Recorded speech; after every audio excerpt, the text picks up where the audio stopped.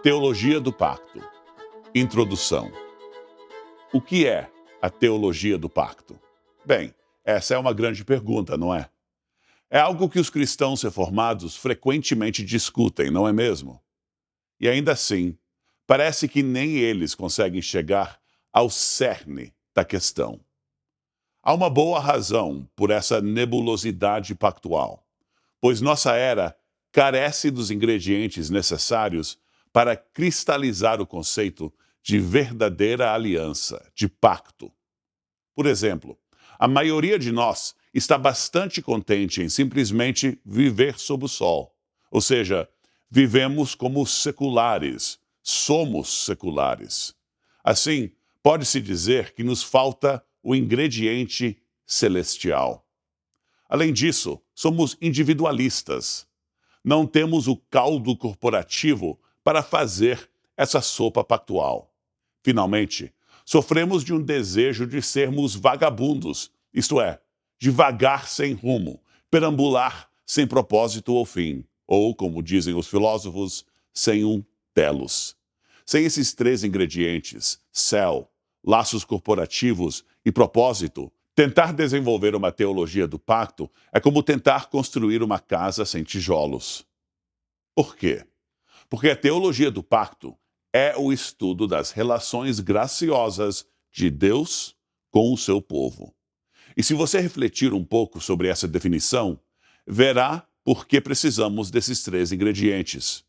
Primeiro, Deus é aquele que estabelece o pacto com o seu povo. E ele está, claro, no céu, enquanto o seu povo, infelizmente, está na terra.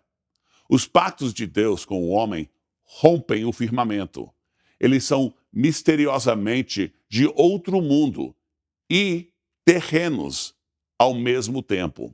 Segundo, a teologia do pacto trata das relações de Deus com o seu povo, não apenas com indivíduos como João ou Maria. Terceiro, as relações graciosas de Deus com seu povo envolvem bênçãos que ele planeja para eles. Ele sempre entrega promessas pactuais que estipulam como ele melhorará a condição deles. Dois pactos. Do ponto de vista doutrinário, há dois grandes pactos que Deus fez com o homem. O primeiro foi o pacto da vida, que ele fez com nosso pai Adão no jardim. Nesse pacto, ele prometeu vida a Adão e sua posteridade, nós, condicionada à obediência perfeita e pessoal de Adão. A maldição desse pacto era a morte pela desobediência. Adão, claro, comeu do fruto proibido, e as maldições pactuais vieram sobre ele e seu povo. O segundo pacto foi o pacto da graça, que Deus fez com Adão após sua queda. Deus prometeu nesse pacto perdão dos pecados e vida a Adão e sua posteridade, condicionado à fé no segundo Adão, que viria para nos livrar da maldição da morte e cumprir toda a justiça. Esse segundo pacto, o pacto da graça, é aquele traçado ao longo das Escrituras, do primeiro ao último capítulo. Esse pacto da graça, que Deus estabeleceu com nosso pai caído Adão, foi renovado com Noé, Abraão, Moisés, Davi e, de maneira inteiramente nova, com nosso Senhor Jesus Cristo. Essa última renovação do pacto com nosso Senhor é chamada de Nova Aliança, enquanto as outras manifestações são comumente chamadas de Antiga Aliança. A Antiga Aliança não era ruim, ela era, claro, o pacto da graça. Mas a nova é muito melhor. Em cada uma dessas manifestações pactuais, ouvimos Deus prometendo vida e bênçãos ao seu povo e aos filhos deles. Tomemos Abraão como exemplo. Deus lhe diz em Gênesis 17:7: estabelecerei a minha aliança entre mim e ti, e a tua descendência, no decurso das suas gerações, aliança perpétua, para ser o teu Deus e da tua descendência.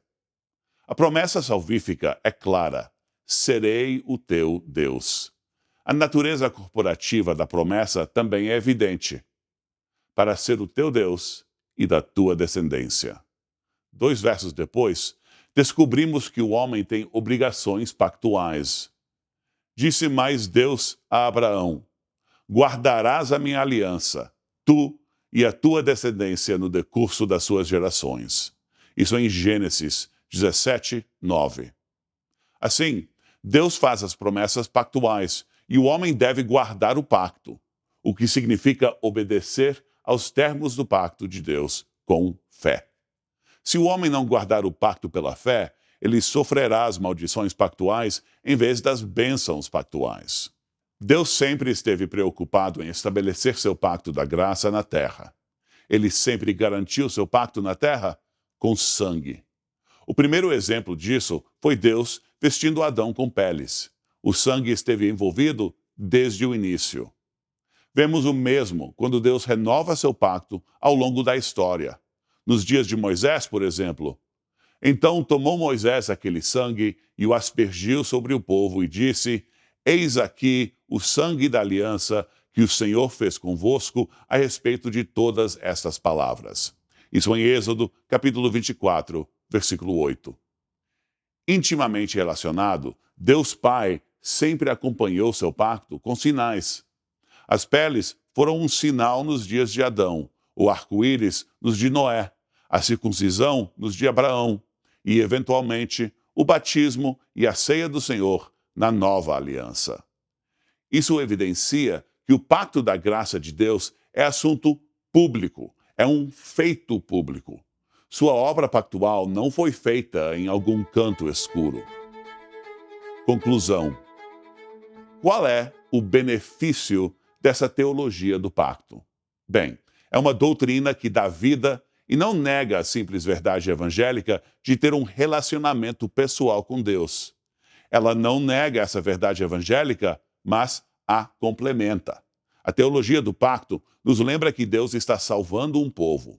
Não apenas você foi trazido para o vínculo do amor de Deus, mas também todos os seus irmãos e irmãs pactuais.